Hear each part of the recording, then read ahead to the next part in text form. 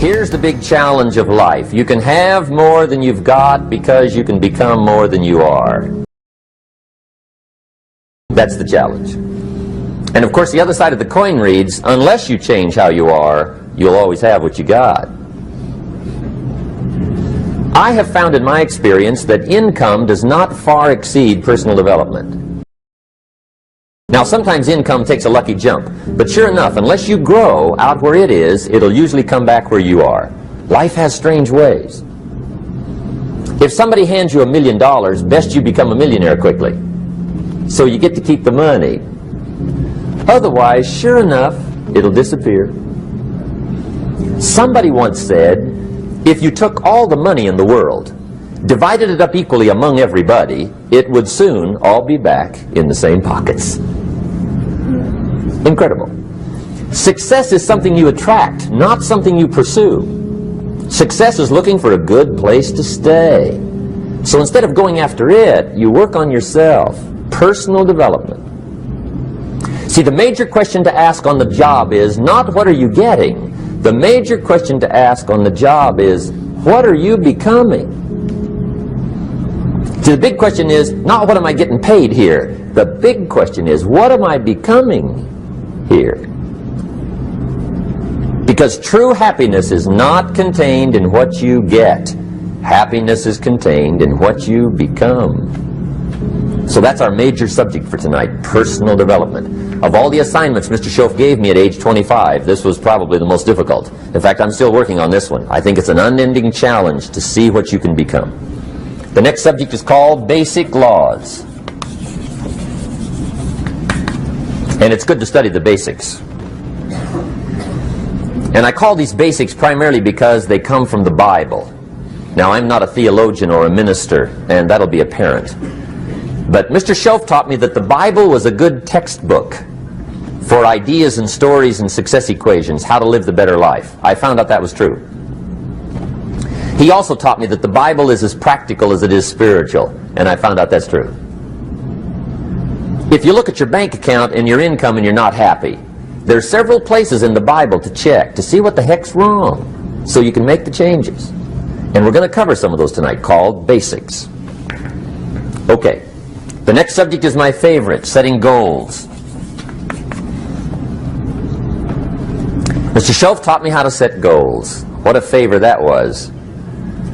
One morning at breakfast, shortly after I met him, he said, Jim, let me see your current list of goals and let's go over them and talk about them. He said, maybe that's the best way I can help you get a better direction started. And I said, I don't have a list. He said, well, is it out in the car or home somewhere? I said, no, sir. I don't have a list anywhere. He said, well, young man, that's where we got to start. He said, I can tell you right now, if you don't have a list of your goals with you, he said, I can guess your bank balance within a few $100s. Which he did. And that got my attention. I said, you mean my bank balance would change if I had a list of goals? He said, drastically. That day I became a willing student how to set goals. And sure enough, learning how to set goals changed my life. And I often wondered why no one had ever taught me how to set goals up until age 25. I went to high school, but if they offered it, I missed it. I went to college for a year, never heard it. I worked for Sears. Really. And to my knowledge, Sears never taught it. Right? How to set goals. So here I am, age 25, married, my family's starting, I've been to college, I'm working, and I still don't know how to set goals. But fortunately, when I was 25, I met the man who taught me how, and it revolutionized my whole life. Economically, socially, personally, it's incredible. So I want to share with you tonight what Mr. Schoaf shared with me, how to set goals. It can be a life changer. Okay, the next subject is the negative part of the seminar. Life is part negative, so we got to talk about the negative. And this subject is called diseases of attitude. Diseases of attitude. There's a lot of things that can wreck your chances to do well. We live in a rather dangerous world, so you got to be not only wise, you got to be careful. Now, attitude diseases are just as bad as physical diseases, right? High blood pressure, heart trouble. I mean, a lot of things lace your chances to do well. So you've got to be careful. And attitude diseases are deadly. I mean, they'll destroy all the good things you start. Okay? So we'll go through those attitude diseases, how to spot them, how to look for them, what they are, and the cure. And I'm a pro on these because I've had them all, so I can give you excellent advice on these. Now, the last subject we're going to consider tonight is called the day that turns your life around. The day that turns your life around. And under this subject, we're going to talk about the emotions that can change your life. Human beings are emotional creatures, and emotions are powerful for life change. Now, of course, emotions are so powerful they can go either way on you. Emotions can either build or destroy. So you really have to employ emotions properly. We call civilization the intelligent management of human emotions. If you can intelligently apply your emotions in the right direction, no telling what can happen. Could turn your life around one day would be sufficient. So we'll talk about those. Okay. Now that's a lot to cover in one evening, but we'll keep at it here and see if we can't get it all done. I'd like to have you now jot down the theme of the seminar. Every seminar should have a theme, I guess. We've got one. It's on some of our literature if you happen to notice it, but if you didn't, for your notes, here it is. The theme of the seminar goes like this. The major key to your better future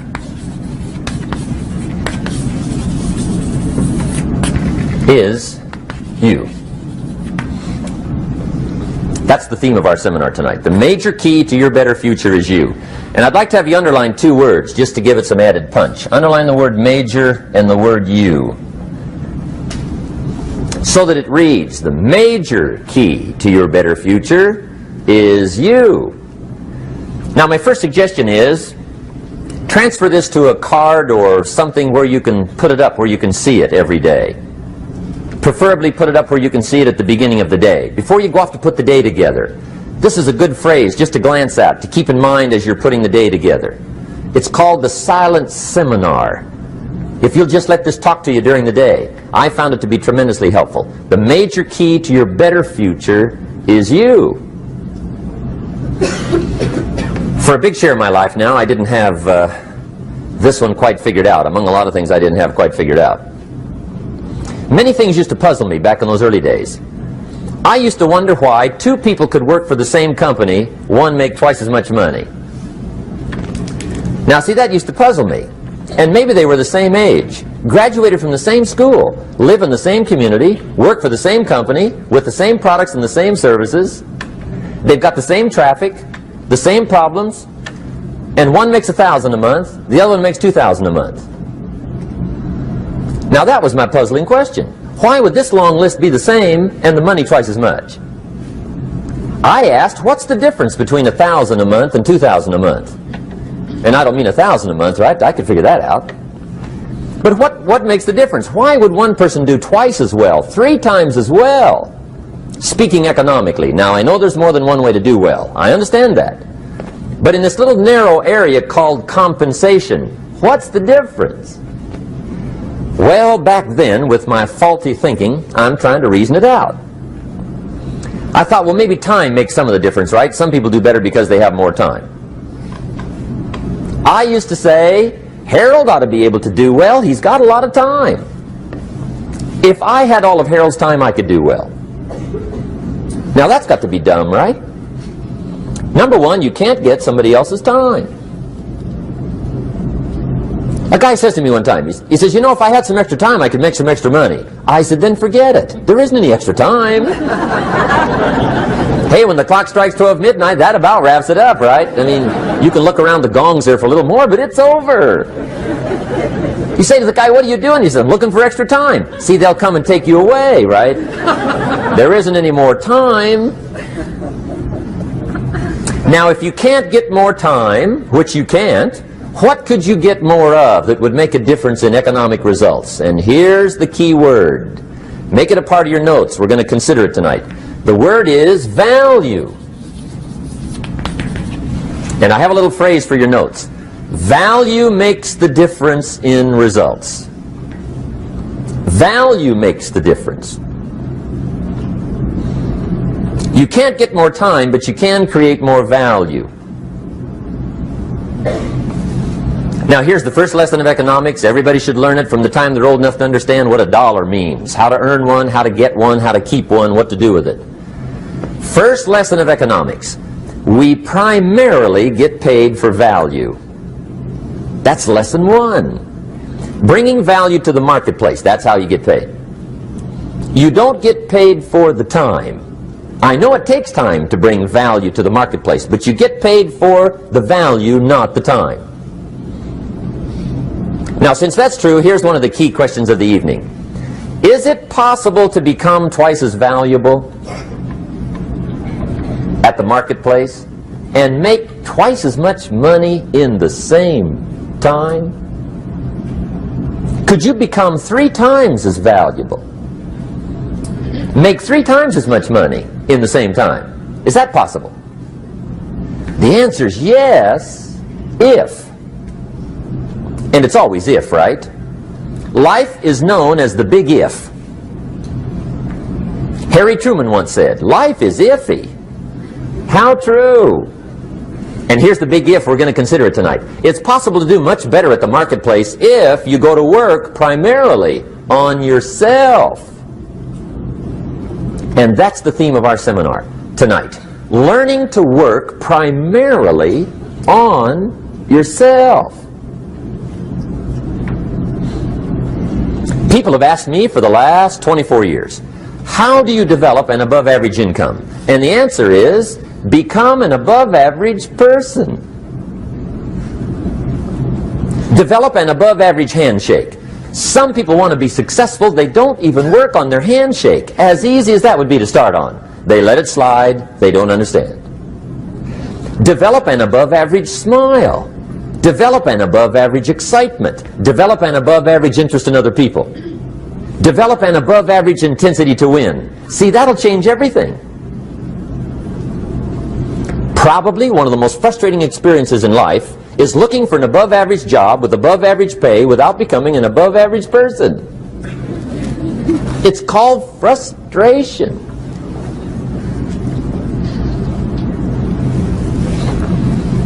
And Mr. Schoaf gave me probably the greatest clue he gave me when I first met him. He said, Jim, if you want to be wealthy and happy the rest of your life, just learn this lesson well.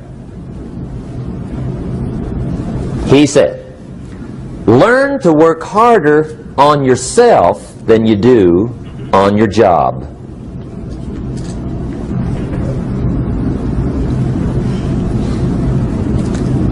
Then Mr. Schoaf gave me probably one of the most important clues among so many things he taught me, but this was in those early days. Mr. Schoaf was very kind, but he was also very abrupt. And he had these interesting questions to ask. I'm giving him a little rundown one day on how things hadn't worked out for me. He said, Mr. Rohn, I've got the answer for you if you will listen carefully. And listen carefully I did that day and for the next 5 years. If somebody's wealthy and happy, you gotta listen. He said, Jim, I've only known you a short time. But he said, it's already my honest opinion that for things to change for you, you got to change. That wasn't quite the answer I was looking for. But that's the answer he gave me, and I pass it along to you on this warm summer evening in Anaheim, California, 1981.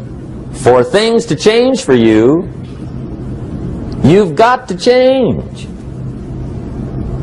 Otherwise, it isn't going to change. Before I met Mr. Schoaf, I used to say, I sure hope things will change. Right? That seemed to be my only hope. If it isn't going to change, I'm in serious trouble. And then I discovered it isn't going to change, so I'm in serious trouble.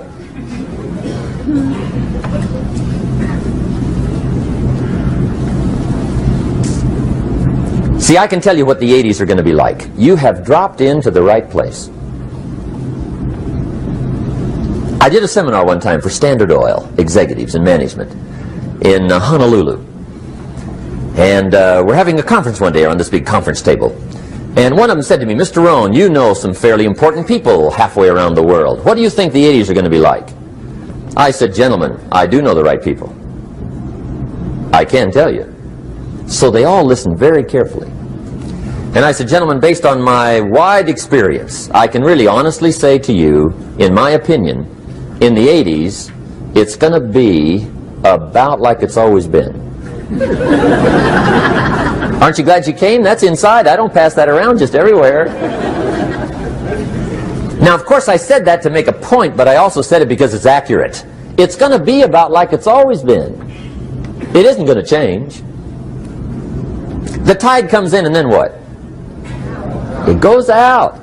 For 6,500 years that we know of, recorded history, and probably long before that. So it is not going to change. It gets light, and then what?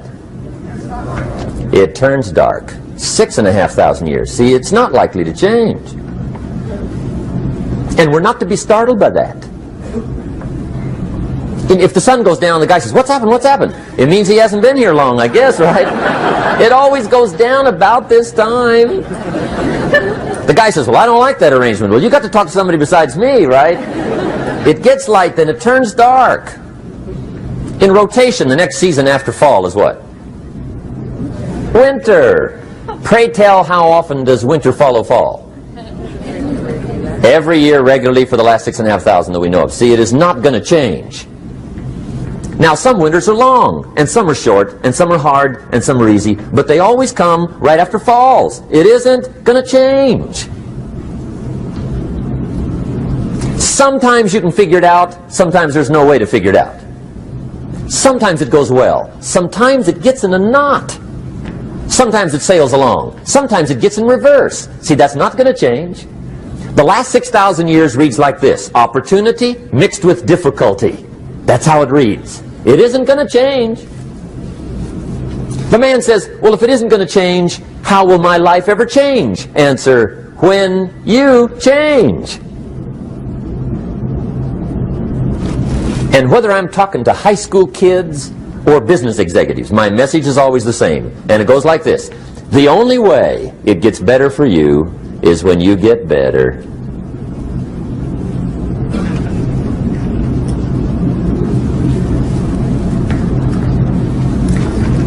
Let me give you the 4 major lessons in life to learn. Here's 4 majors.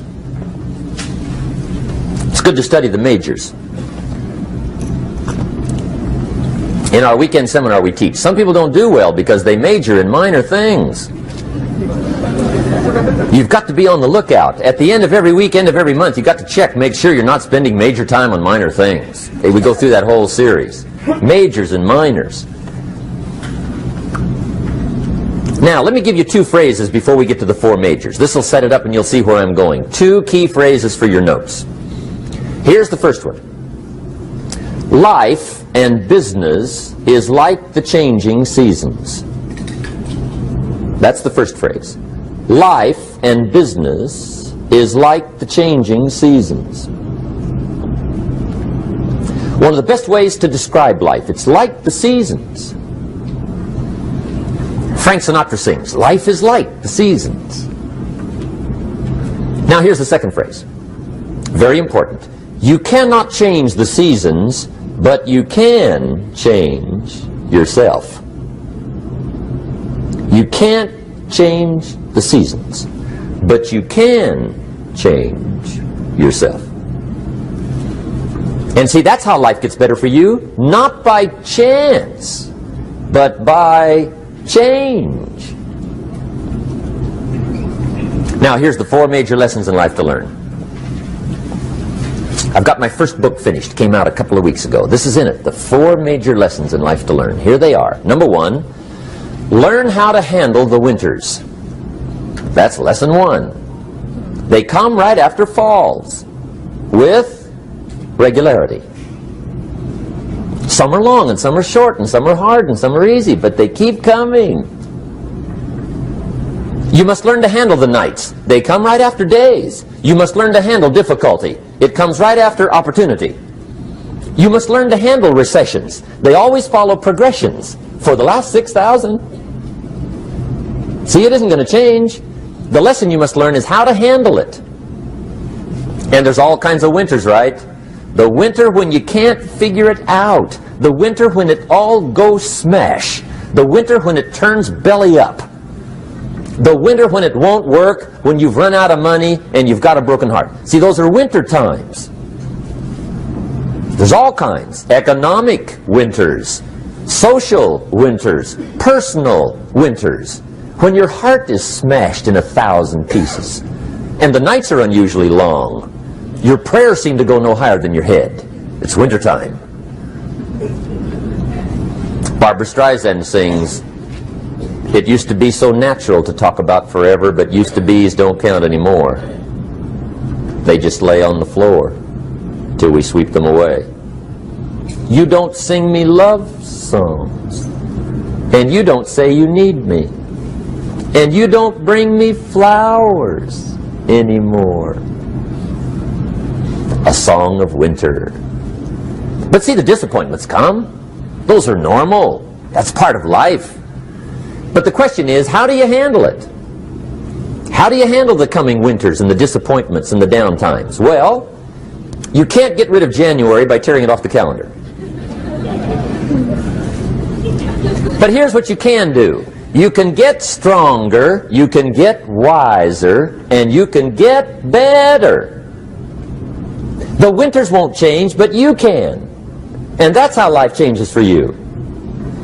See, before I understood, when it was winter, I used to wish it was summer. I didn't understand. When it was hard, I used to wish it was easy. I didn't know. And then Mr. Schoaf gave me a part of his very unique philosophy when he said, "Don't wish it was easier, wish you were better." See, that triggered my whole life change. Don't wish for less problems. Wish for more skills. Don't wish for less challenge. Wish for more wisdom. That's the key. So that's lesson 1. Learn how to handle the winters. Here's lesson 2. Learn how to take advantage of the spring. That's the second one. Spring is called opportunity. And spring follows winter. What a great place for it. If you were going to put it somewhere, that'd be the place to put it, right after winter. And pray tell, how often does spring follow winter? Every year with regularity, 6,000. You can almost count on it. See, opportunity always comes. Days follow nights. Isn't that terrific? Opportunity follows difficulty. But here's what you must learn to do. Underline these 2 words in that key phrase. Take advantage. Underline those 2. You must learn to take advantage of the spring. See, just because spring rolls around is no sign you're going to look good come fall. You got to do something with it. In fact, you have to get good at one of 2 things in life. Planting in the spring or begging in the fall. Or get somebody to do it for you. See, those are about the only alternatives. Now here's what else you must do. Take advantage of the springs quickly, because there's only a few. Just a handful of springs have been handed to each of us. They don't come forever. Life is fairly brief. So you got to read every book you can get your hands on what to do with your springs while they're here. And take advantage, they soon run out. The Beatles wrote, "Life is so short." And for John Lennon, it was extra short. But life is brief. Elton John sings, "She lived her life like a candle in the wind." It's brief. So whatever you're going to do with your life, you got to get at it. Don't just let the springs pass. Here's the third major lesson in life to learn. Learn how to protect your crops all summer. You got to take care of what you start. Sure enough, as soon as you've planted your garden in the spring, the busy bugs and the noxious weeds are out to take it. And here's the next bit of truth. They will take it unless you prevent it. And that's the third major skill to learn. You've got to learn to prevent the intruder from taking all the good you start. It's one of the challenges. Here's two key phrases under number 3. First one, all good will be attacked on this planet. Maybe not the next one we get to, but on this one, all good will be attacked. Every garden will be invaded. Not to think so is naive. And here's the second phrase. All values must be defended. Political values, social values, community values, family values, marriage values, friendship values, business values. Every garden must be tended all summer. Third major lesson. Now here's number 4. Fourth major lesson in life to learn. Learn how to reap in the fall without complaint. Learn to reap come harvest time without complaint. Take full responsibility for what happens to you. It's one of the highest forms of human maturity, accepting full responsibility. It's the day you know you've passed from childhood to adulthood, the day you accept full responsibility. And another note, learn to reap in the fall without apology. Without apology if you do well, and without complaint if you don't. That's maturity. I used to have that long list of reasons why I wasn't doing well. To explain. You got to explain, right? Otherwise you're going to look bad. I used to have this funny list called Reasons for Not Looking Good.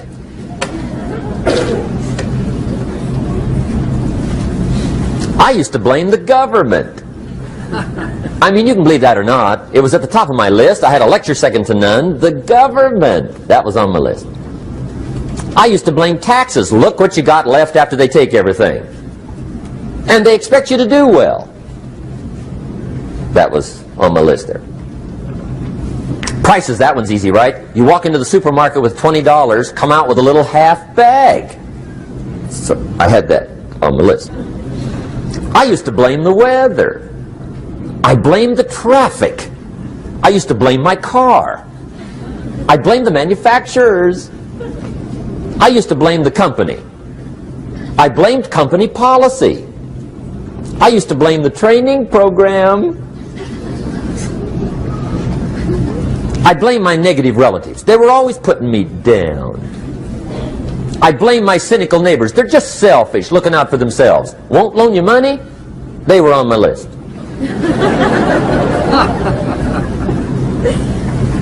I used to blame the economy. I blamed the community.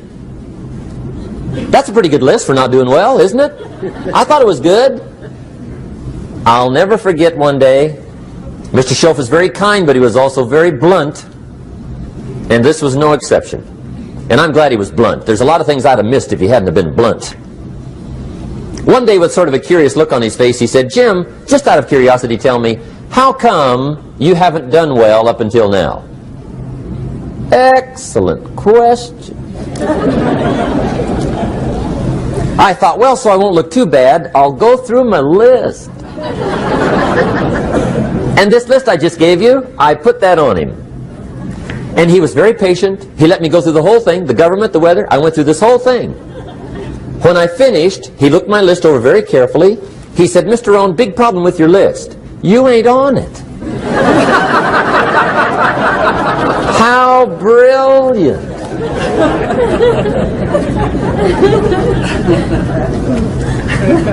When I went to work for him a few months later, I learned very quickly to tear up my list, reasons for not doing well, and I threw it away. And I got me a fresh piece of paper. And I put one word on it. Me.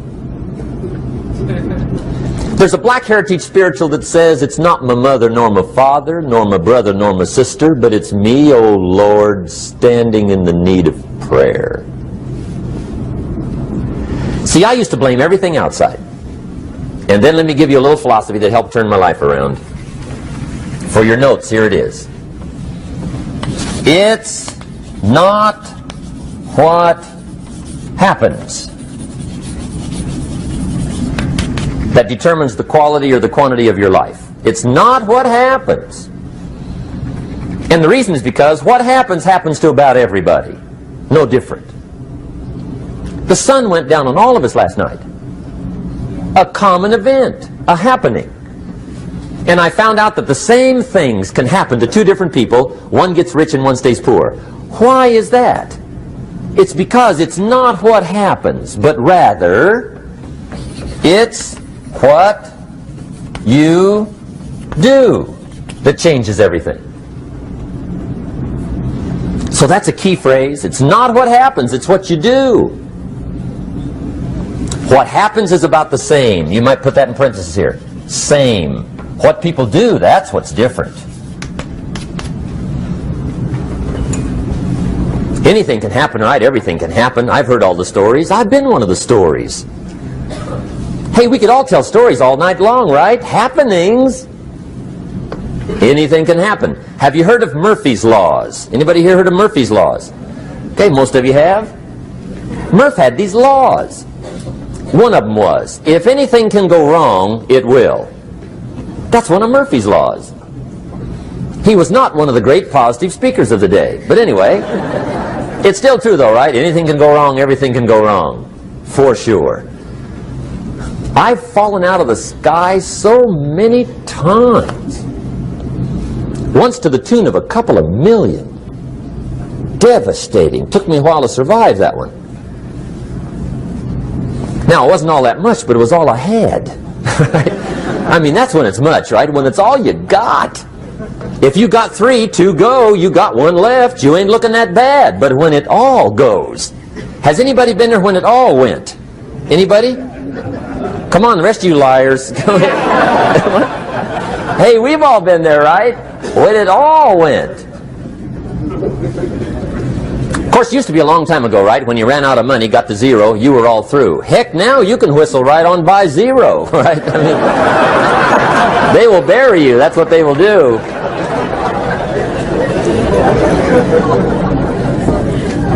But see, those are the happenings, right? Everything can happen. Anything can happen. But it's not the happenings. It's what you do about it. Somebody says, yeah, but you don't understand the disappointments I've had. Come on. Everybody's had their share. Disappointments are not special gifts reserved for the poor. Everybody has them. The difference is what you do about them. It's not the weather. I used to blame the weather, and I discovered it rains on the rich. So see, that won't help.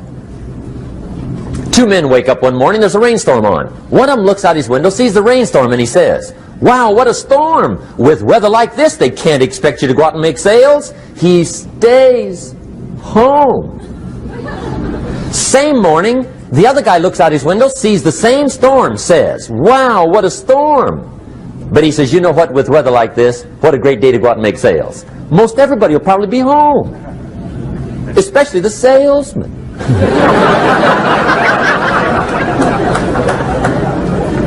See, that's the difference in how your life works out. It's not what happens, it's what you do. So here's one of the key questions of the evening. Starting tomorrow, what are you going to do that'll make a change in your life's direction? Good question. What are you going to do starting tomorrow that'll make a difference? Now see, if you don't do something starting tomorrow that'll make a difference, guess what? It's gonna be the same. And see, that way you can guess what the next 5 years are going to be like. Look at the last 5.